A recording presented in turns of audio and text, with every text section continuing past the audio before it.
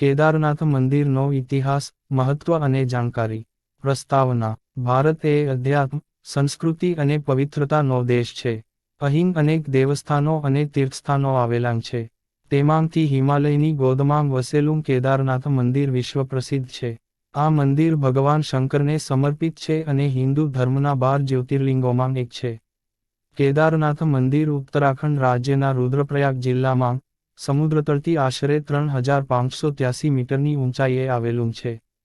અહીં ભક્તો માત્ર શ્રદ્ધાથી જ નથી આવતા, પરંતુ આધ્યાત્મિક અનુભૂતિ માટે પણ પહોંચે છે. પૌરાણિક કથા અને ઉત્પત્તિ. કેદારનાથ મંદિર સાથે અનેક પૌરાણિક કથાઓ જોડાયેલી છે. 1. પાંડવોની કથા. મહાભારત યુદ્ધ બાદ પાંડવોને પોતાના ભાઈબંધોના વધનો પાપ લાગ્યો. તેઓ પાપમુક્તિ માટે ભગવાન શિવની આરાધના કરવા હિમાલયમાં ગયા. પરંતુ શિવજી પાંડવો સાથે મળવા ઈચ્છતા ન હતા અને તેઓ ગાયનું સ્વરૂપ ધારણ કરી ગુપ્તકાઠી વિસ્તારમાં છુપાયા. પાંડવોને શંકા આવી અને ભીમે વિશાળ રૂપ ધારણ કરી ગાયને રોકી. ત્યારે ગાયનું પીઠનું અંગ કેદારમાં પ્રગટ થયું, હાથ તુંગનાથમાં, ચહેરો રુદ્રનાથમાં, નાભી મધ્યમહેશ્વરમાં અને જટા કલ્પેશ્વરમાં પ્રગટ થઈ. આ રીતે પંચકેદારની સ્થાપના થઈ. 2. જ્યોતિર્લિંગ કથા. સ્કંદ પુરાણમાં ઉલ્લેખ મળે છે કે હિમાલયમાં આવેલ કેદાર જ્યોતિર્લિંગનું દર્શન કરવાથી માનવના તમામ પાપો નાશ પામે છે. 3. નામનું અર્થ. કેદાર શબ્દનો અર્થ છે ક્ષેત્ર, ભૂમિ અથવા પવિત્ર સ્થાન. એટલે કે કેદારનાથ એ પવિત્ર ભૂમિ પર પ્રગટ થયેલા નાથ ભગવાન શંકર. મંદિરનો ઇતિહાસ. કેદારનાથ મંદિરનો ઇતિહાસ હજારો વર્ષ જૂનો માનવામાં આવે છે. માન્યતા મુજબ આ મંદિર પાંડવો દ્વારા સ્થાપિત કરવામાં આવ્યું હતું, પરંતુ હાલનું મંદિર 8મી સદીમાં આદિ શંકરાચાર્ય દ્વારા પુનઃનિર્મિત કરવામાં આવ્યું. આ મંદિર આજ સુધી અખંડિત ઊભું છે. આદિ શંકરાચાર્યનું યોગદાન, તેમણે કેદારનાથને 4 ધામ યાત્રામાં સામેલ કર્યું. પ્રાચીન સ્થાપત્ય.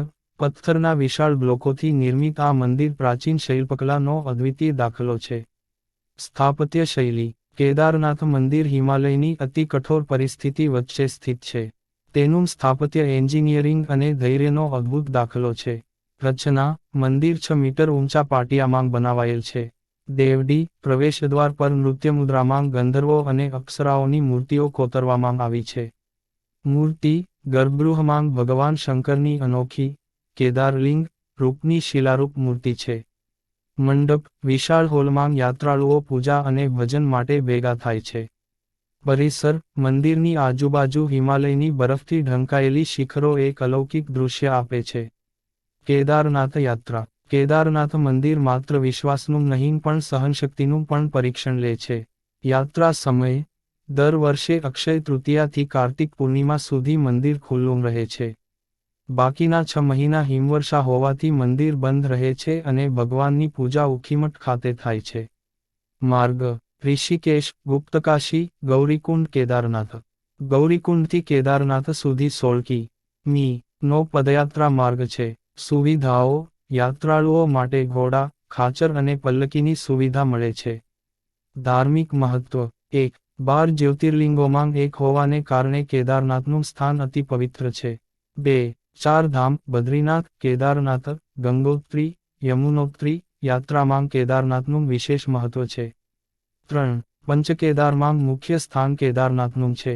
4. અહીંના દર્શનથી મુક્તિ મળે છે અને જન્મમરણના બંધનમાંથી છુટકારો મળે છે એવી માન્યતા છે. કેદારનાથ અને પ્રાકૃતિક પરિસ્થિતિ. કેદારનાથ મંદિર હિમાલયની ગોદમાં, મંદાકિની નદીના કિનારે આવેલું છે. આજુબાજુ હંમેશાં હિમ ઢંકાયેલો રહે છે. પ્રકૃતિના આ અદ્ભુત સૌંદર્યને જોઈને યાત્રાળુઓને અવિસ્મરણીય અનુભૂતિ થાય છે. 2013ની આપત્તિ. જૂન 2013માં કેદારનાથમાં ભયાનક વાવાઝોડું અને પૂર આવ્યું હતું. હજારો લોકોના મોત નીપજ્યા અને સમગ્ર યાત્રાધામ ખંડેર બની ગયું. પરંતુ આશ્ચર્યજનક રીતે કેદારનાથ મંદિર અખંડિત રહી ગયું. મંદિર પાછળ આવેલા વિશાળ પથ્થરે પ્રવાહ રોકી દીધો અને મંદિરને બચાવ્યું. આ ઘટનાએ ભક્તોમાં કેદારનાથની અખંડિત શક્તિનો વિશ્વાસ વધુ મજબૂત કર્યો. આજના સમયમાં કેદારનાથ સરકાર દ્વારા પુનઃનિર્માણ અને સુવિધાઓ વિકસાવવામાં આવી રહી છે. હેલિકોપ્ટર સેવા, ગેસ્ટ હાઉસ, તબીબી સુવિધા ઉપલબ્ધ છે. દર વર્ષે લાખો યાત્રાળુઓ અહીં દર્શન માટે આવે છે. આધ્યાત્મિક પર્યટન સાથે સાથે કેદારનાથ આજે દેશ વિદેશના સંશોધકો માટે પણ આકર્ષણનું કેન્દ્ર છે. ઉપસંહાર: કેદારનાથ મંદિર માત્ર એક તીર્થસ્થળ નથી, પરંતુ આસ્થા, સંસ્કૃતિ, ઇતિહાસ અને પ્રકૃતિનું સંગમ છે. અહીંના દર્શનથી ભક્તોને અલૌકિક શાંતિ, આધ્યાત્મિક ઉન્નતિ અને આત્મિક અનુભૂતિ મળે છે. પાંડવોથી લઈને આદિ શંકરાચાર્ય સુધીનો ઇતિહાસ, 2013ની આપત્તિથી લઈને આજના આધુનિક વિકાસ સુધીની સફર, કેદારનાથ મંદિર ભક્તો માટે અખંડિત વિશ્વાસનું પ્રતીક છે.